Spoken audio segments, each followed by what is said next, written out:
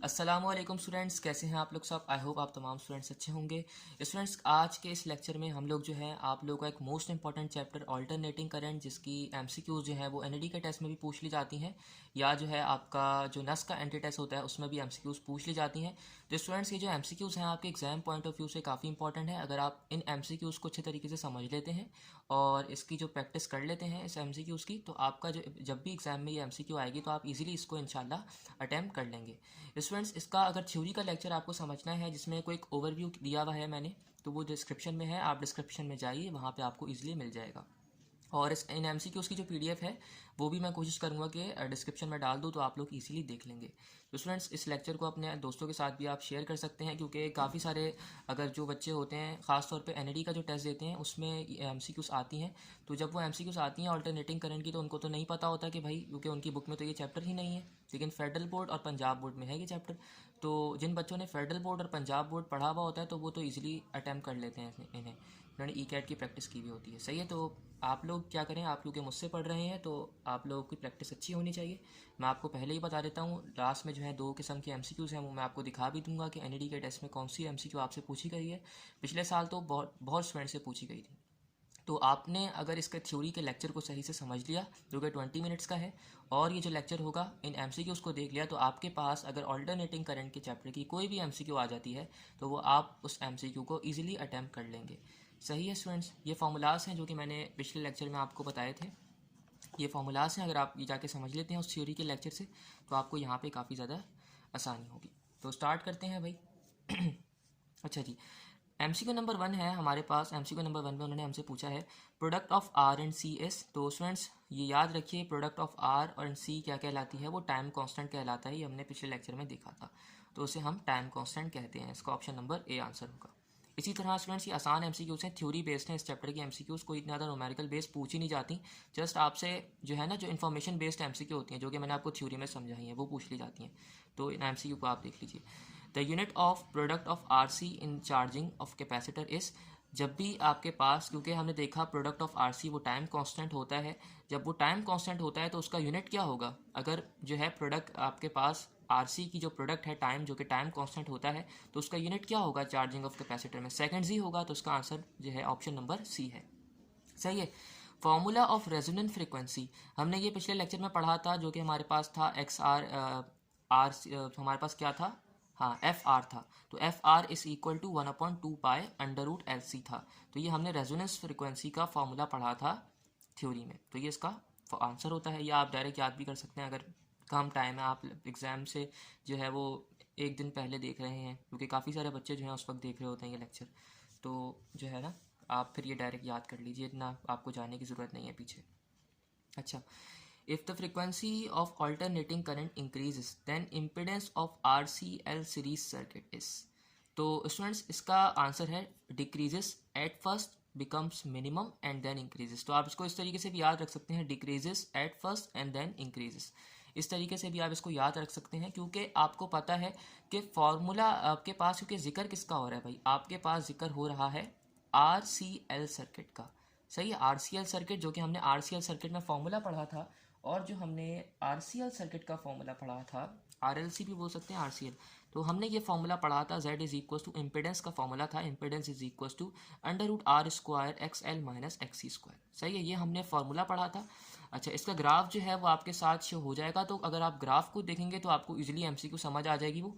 लेकिन आपको short trick बता दूं कि भाई, टाइम पीरियड के हमने रिलेशंस पढ़े थे पिछले लेक्चर में, तो टाइम पीरियड के रिलेशन थे, और वो क्या थे भाई, आपके पास जो था वो इन्वर्स रिलेशन किसके साथ था टाइम पीरियड का, या अगर आप फ्रीक्वेंसी का देखें तो फ्रीक्वेंसी का जो हमारे पास जो रिलेशन था ना स्टूडेंट्स, देखिए हमारे पास जो फ्रीक्वेंसी या टाइम पीरियड का रिलेशन था, फ्रीक्वेंसी का मैंने रिलेशन देखा था, तो हमारे पास जो रिलेशन बन रहा था, शायद मैंने यहाँ पे भी दिखाया था आपको, ये देखें, तो हमारे पास जो एक्स एल इंडक्टिव रिएक्टेंस का जो रिलेशन था फ्रीक्वेंसी से, वो क्या था, वो डायरेक्ट रिलेशन था।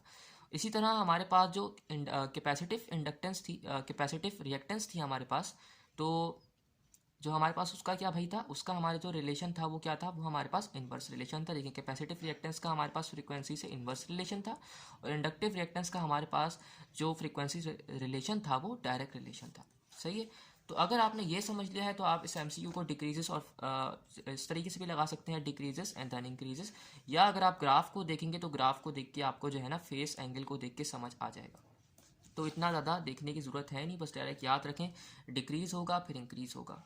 Okay, if the current is 0.1 offering the frequency of 10 hertz, then the peak value of the current will be. Students RMS का हमने फॉर्मूला पढ़ा था पिछले लेक्चर में, जो कि हमें देख रहे थे अगर हमें आरएमएस की वैल्यू निकालनी होती है, वी आरएमएस निकालना होता है या आई आरएमएस निकालना होता है। यहाँ पे देखें, अगर हमें वी आरएमएस निकालना है या हमें निकालना है आई आर एम एस, तो हम कौन सा फॉर्मूला यूज़ कर रहे थे, हम उसमें अगर हमें वीक है तो वी नॉट की वैल्यू यूज़ करके √2 से डिवाइड कर रहे थे। इसी तरह अगर हमें करंट निकालना होता था तो हम उसको √2 से डिवाइड कर रहे थे। तो यहाँ पे हम क्या काम करेंगे, क्योंकि हमें वैल्यू निकालनी है, पीक वैल्यू निकालनी है, हम इसको पीक वैल्यू भी कह सकते हैं। तो हम जो है पीक वैल्यू निकालने के लिए इसको 0.1 को √2 के फैक्टर से डिवाइड कर देंगे तो हमारा आंसर आ जाएगा। ओके जी।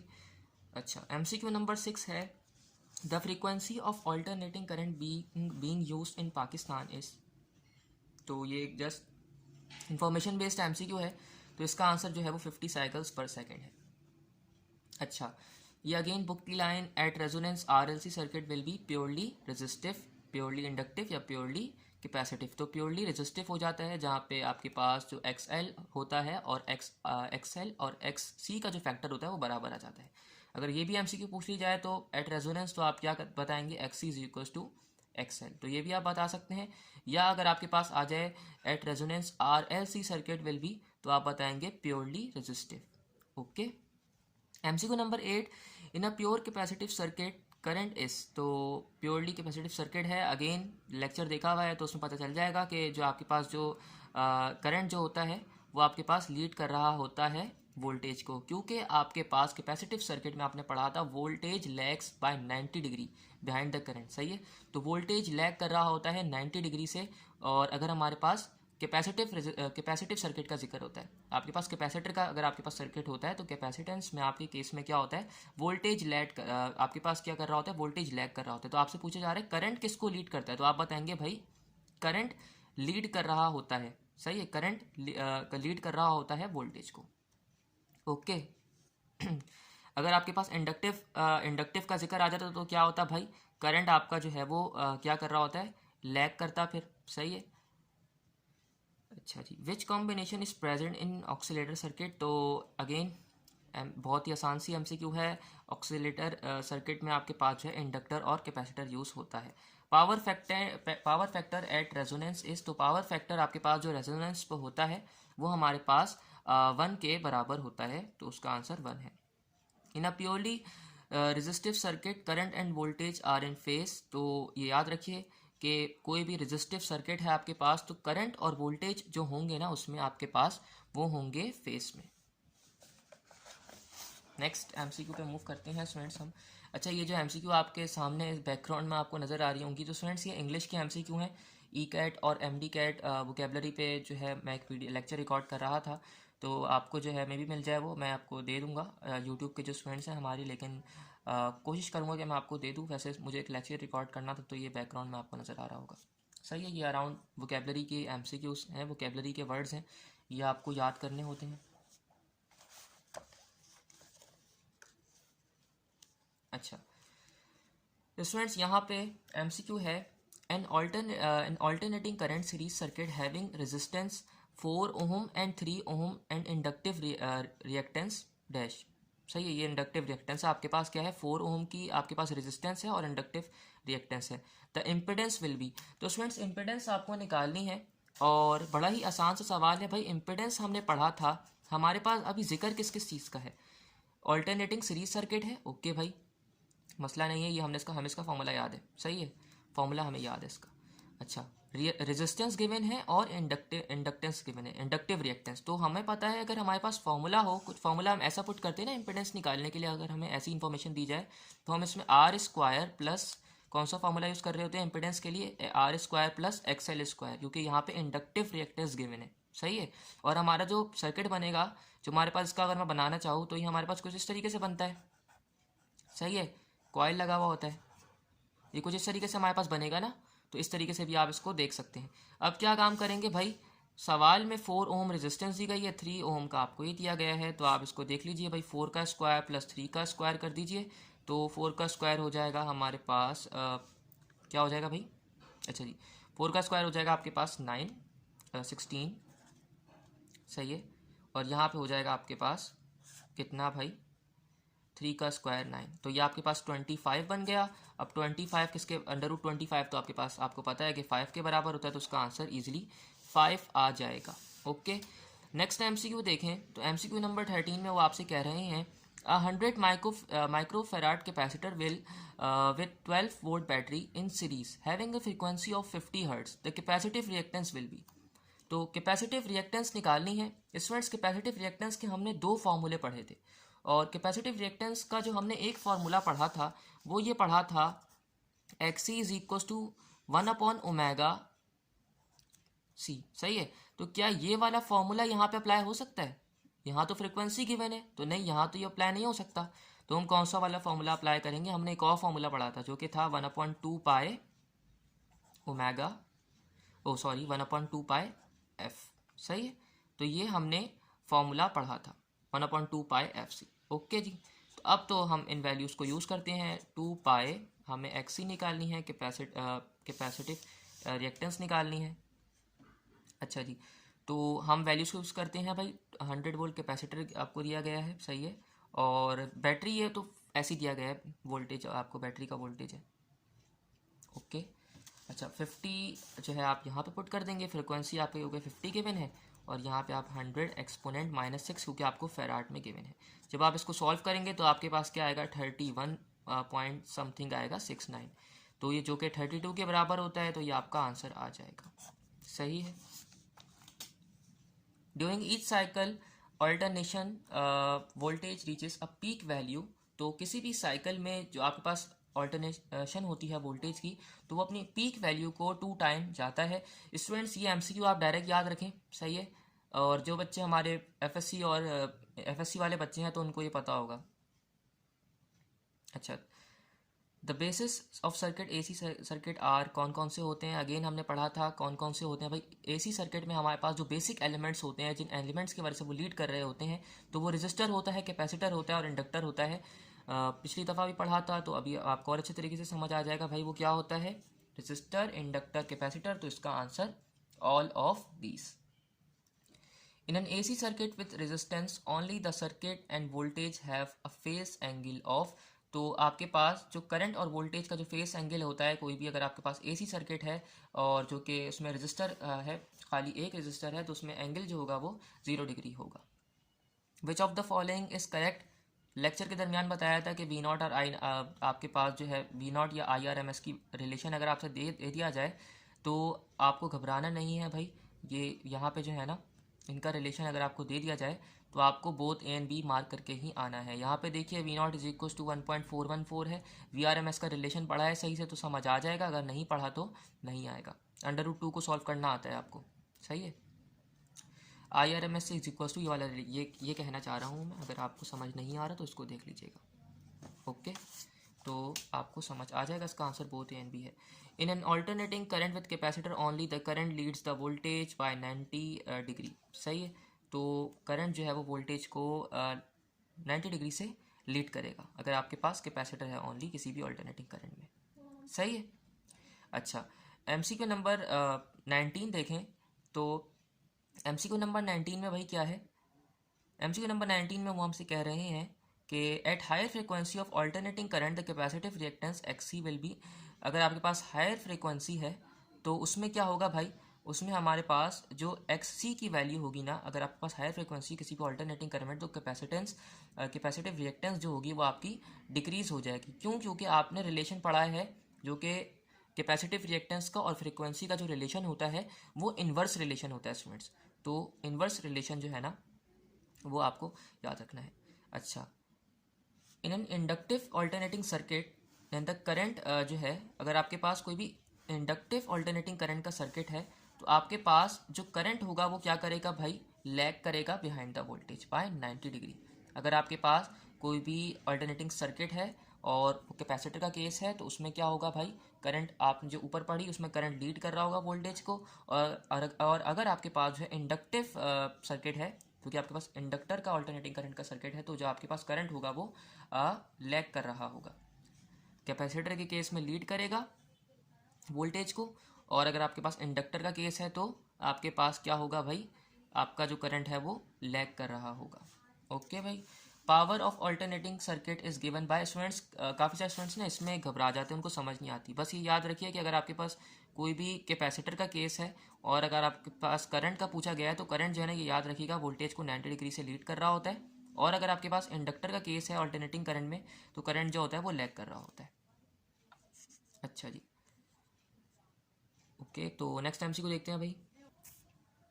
अच्छा जी भाई, तो नेक्स्ट एमसीक्यू क्या आती है भाई हमारे पास, power in AC circuit is given by. अगर आपको जो पावर फैक्टर याद है स्टूडेंट्स, तो पावर फैक्टर एट रेजोनेंस 1 होता है। और एसी सर्किट में अगर आपके पास जो है वो पावर निकालनी है तो P is equal to V I cos theta, इसका फार्मूला होता है। At resonance curve of RLC series circuit is plot of frequency versus. तो आरएलसी सर्किट में अगर जो है हम ग्राफ को प्लॉट करें फ्रीक्वेंसी से, तो वो फ्रीक्वेंसी और हम करंट का ग्राफ को हम प्लॉट कर रहे होते हैं। स्टूडेंट्स वही एमसीक्यू आ गई। देखें नेक्स्ट एमसीक्यू आपके पास, in RLC series circuit the resonance occur when. तो रेजोनेंस कब आती है भाई, XL is equal to XC, ये आपको मैंने पहले बता दिया था। सही है, आसान एमसीक्यूज हैं इस चैप्टर की स्टूडेंट्स, इतनी ज़्यादा मुश्किल है नहीं, तो कॉम्प्लिकेटेड है नहीं ना इस चैप्टर की एमसीक्यूज, तो आपको मुश्किल आई होप नहीं होगी। In an AC voltage is applied across the inductor when the frequency of the voltage increase then the current will be। तो स्टूडेंट्स रिलेशन याद है फ्रीक्वेंसी का अगर आपको, तो इजीली आप बता देंगे, तो करंट क्या होगा भाई, डिक्रीज हो जाएगा। The total reactance of series RLC circuit at resonance is equal to resistance. पिछली एमसीक्यू भाई दोबारा आपसे पूछ ली गई। In free space the speed of electromagnetic wave is. तो इलेक्ट्रोमैग्नेटिक वेव का आपको फॉर्मूला पता है,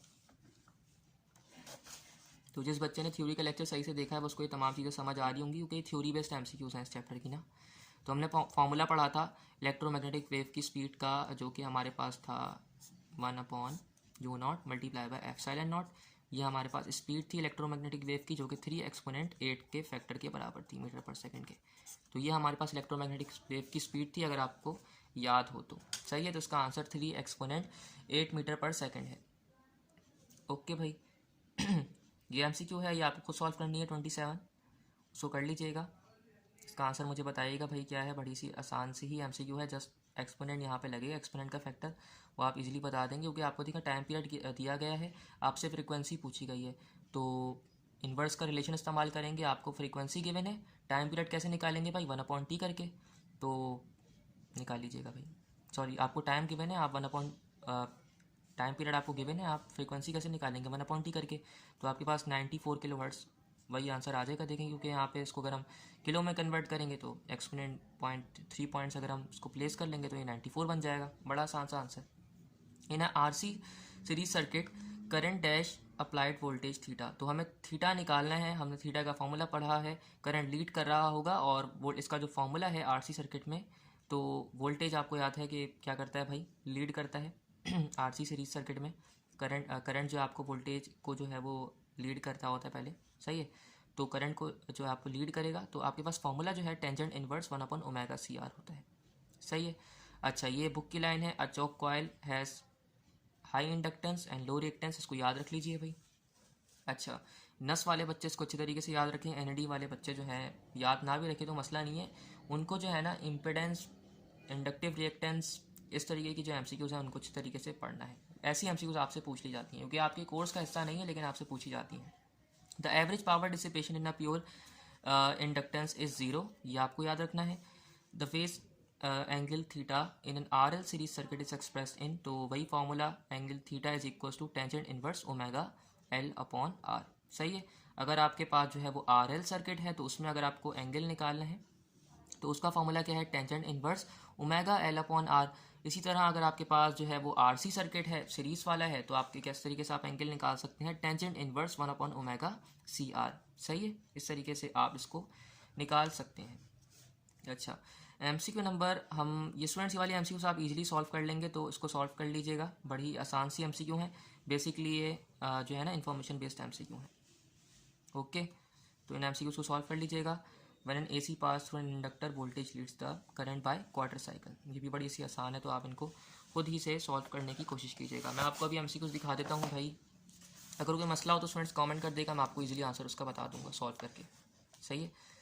in N RC series circuit the impedance is, तो RC सर्किट ये देखें NAD के टेस्ट में ये पूछी गई थी MCQ, तो ये मैंने लिखा हुआ भी है इसके ऊपर। वैसे बहुत सारी MCQs पूछी जाती हैं भाई, ये पास पेपर की MCQs हैं तकरीबन, इसमें तमाम MCQs जो है ना वो पास पेपर की हैं, तो आपको जो है ना अच्छे तरीके से इन MCQs को पढ़ लेना है।